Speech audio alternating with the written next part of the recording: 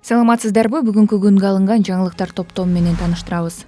Жогорку Кеңештин транспорт, коммуникациялар, архитектура жана курулуш боюнча комитети 19-сентябрдагы отурумунда Ысык көлдүн жээгинде 5 жылдыздуу мейманкана куруу үчүн Азербайжанга жерди ижарага берүү жөнүндө макулдашуунун долбоору жактырылды. Инвестициялар боюнча улуттук агенттиктин директорунун орун басары Жалын Жиналиевдин маалыматына караганда 5 жылдыздуу мейманкана куруу мөөнөтү 3 жыл. Жердин жалпы аянты 17,5 гектар. Анын ичинен 5ге жакын гектары парк, пляж болот, ал эми 12 гектардан ашык инфраструктура же мейманкана курулган жер болот. Жогорку Кеңештин тармактык комитетинде депутат Жусупбек Коргонбай уулу нандын кымбатташы боюнча маселе көтөрүп, тийиштүү органдарды чара көрүүгө чакырды. Эмне үчүн көчөдө нан, ун кымбаттап кетти? Нандын баасы 40 сомго чыгып кетиптир. Ун 1000 сомго кымбаттады, деди депутат.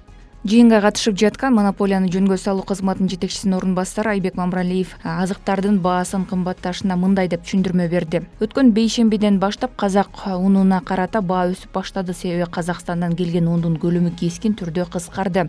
Ошол жердеги сатуучулар кыргыз тарапка жөнөтпөй жатат. Бул боюнча тийиштүү чаралар көрүлүүдө. Өкмөткө сунуштадык, жооп күтүп жатабыз, деди Мамралиев. Президент Садыр Жапаров Нью-Йорк шаарында Бириккен Улуттар уюмунун башкы ассамблеясынын 78-сессиясынын алкагында Ирандын президенти Сейед Ибрахим Раиси менен жолугушту. Өлкө лидерлери эки тараптуу кызматташтыктын саясий жана соода-экономикалык, маданий, гуманитардык жана башка чөйрөлөрдөгү артыкчылыктуу багыттарын талкуулашты. Ирандын президенти товар жүгүртүүнүн учурунда көлөмү төмөндөгөндүгүн белгилеп, аны көбөйтүү үчүн бардык күч-аракеттерди жумшоону сунуштады. Бул контекстте Биргелешкен Өкмөттөр аралык комиссиянын ишин активдештирүү керектигин айтты. Элбир жана Абдышата футбол клубтарынын 19 жаштагы экс-чабуулчусу футболчу Аламбек Абылкасымов жол кырсыгынан каза тапты. Бул тууралуу 18-сентябрда Кыргыз футбол союзу социалдык баракчасы аркылуу кабарлады. Жаркын элесиң эсибизден кетпейт. Бүтүндөй футбол үй бүлөсү аза күтүүдө, деп айтылат некрологдо. 2019-жылы 16 жашка чейинкилер арасында өткөн Азия кубогунун тандоо оюндарында Кыргызстан курамасы Ливандын футболчулары менен беттешип 41-мүнөттө агылмашуу жолу аркылуу оюнга чыккан. Аламбек 2 гол киргизип, беттеш 2-0 эсебинде Кыргызстандын пайдасына аяктаган. Андан тышкары 2021-жылы 16 мартта Элбирс футбол клубунун курамында Премьер-лигада дебют жасаган оюнчу жалпысынан 12 беттешке катышып, 2 гол киргизип, 1 пас берген.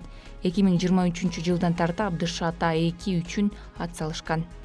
Бүгүнкү күнгө алынган жаңылыктар топтому мына ушулар болду. Каналды колдоо үчүн жактыруу белгисин басып бөлүшүп кетиңиздер. Урматтуу Москва шаарындагы мекендештер, эгерде сиз чек арага кирди чыктыга муктаж болсоңуз же документиңизди мөөнөтү бүтүп жатса, анда биздин кызматтан пайдалансаңыздар болот. Ар күнү өтө ыңгайлуу, заман талабына жооп берген заманбап автоунаалар Москвадан Казакстандын чек арасына каттоодо. Ортомчусуз кара тизмеден текшерип, бир гана ыңгайлуу автоунаа менен сиздин документ маселесине жардам беришет. Байланыш номерлерибиз 8 926 213 00 +7 965 402 93 Мухиддин.